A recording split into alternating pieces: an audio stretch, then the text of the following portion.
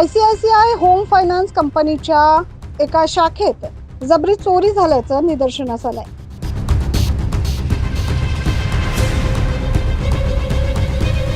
ICICI home finance company जुना गंगापूर नाका या शाखेत ही घटना घडली आहे। या शाखेतील सेफ्टी लॉकर किल्लीने उघडून दोघा अज्ञात इसमांनी सुमारे 4,92 लाख म्हणजे साधारण 5 कोटी रुपये किमतीचे 1.5 किलो सोन्याचे दागिने चोरी केल्याचा धक्कादायक प्रकार उघडकीस आला।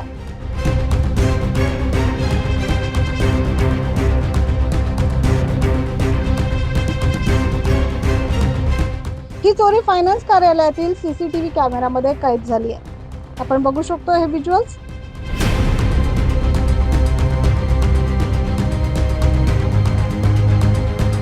या प्रकरणी सरकारवाडा पोलीस ठाण्यात गुन्हे शाखा युनिट 1 चे पथक चोरांचा तपास करत आहे। शहराच्या मध्यवर्ती भाग असलेला जुना गंगापूर नाका परिसरात प्रमोद महाजन उद्यान आहे। या उद्यानाजवळ इंदिरा हाइट्स व्यापारी संकुलात ICICI होम फायनान्स कंपनीचे कार्यालय आहे। या कार्यालयात असलेल्या सेफ्टी लॉकरमध्ये सुमारे 222 ग्राहकांचे साधारण 14 किलोच्या आसपास वजनाचे सोन्याचे दागिने ठेवले। या लॉकर विषयी माहिती असलेल्या व्यक्तीने चोरी केल्याचा पोलिसांना संशय आहे। नाही, वित्तीय संस्थेचं जे तिजोरी आहे मुख्य, ज्यामध्ये वेगवेगळ्या खातेधारकांकडून लोनच्या अगेन्स्ट जे तारण म्हणून दागिने ठेवलेले आहेत, ते त्या ब्रँचने एकत्रित मुख्य तिजोरीत ठेवलेले होते, ते चोरी झालेले आहेत।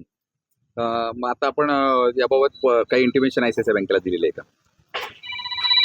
ICICI बँकेने त्यांच्या वरिष्ठ अधिकाऱ्यांनी, ICICI बँक नाही ऍक्च्युली, ICICI होम फायनान्स आहे, त्यांच्या वरिष्ठ अधिकाऱ्यांनी प्रत्यक्ष घटनास्थळी भेट देऊन त्यांचं ऑडिट केलेलं आहे। यापूर्वी पण ऑडिट केलेलं आहे। पोलिसांनी त्यांना लूप होल्स त्यांच्या ध्यानात आणून दिलेले आहेत। तपास वेगवेगळ्या अँगलने चालू आहे। सर, इथून खाजगी बँकांमध्ये जे असे तात्पुरते कॉन्ट्रॅक्टवर लोक नेमली जातात, तुम्हाला असं वाटतं की हे सगळे याचे परिणाम आहेत, प्रॉपरली नीट सुरक्षा होत नाही, लक्ष दिलं जात नाही, सुरक्षेचं पण प्रॉपर ऑडिट होत नाही? नाही, सुरक्षेचं ऑडिट घ्यायला पाहिजे, ते या बँकेने पण घेतलेलं आहे, पण जे कमी असेल ते त्यांच्या निदर्शनास आणून देऊ आम्ही। आणि अशी चोरी त्यांच्याकडे पहिल्यांदाच घडलेली। असं म्हटलं जातं की ही चोरी जी आहे ती संपूर्णतः सुनियोजित होती आणि तिथल्याच कुठल्या तरी माणसाचा याच्यामध्ये सुनियोजित पद्धतीने हात असण्याचं कारण आहे। आपण कुठल्या संशयितांना काही ताब्यात वगैरे घेतलं आहे का? चोरी सुनियोजितच असणार, परंतु संशयितांचा तपास चालू आहे। संशयितांकडे सुनियोजितच आहे। अद्याप कोणाला अटक करण्यात आली आहे का? अटक केलेली नाही, पण संशयितांकडे तपास चालू आहे।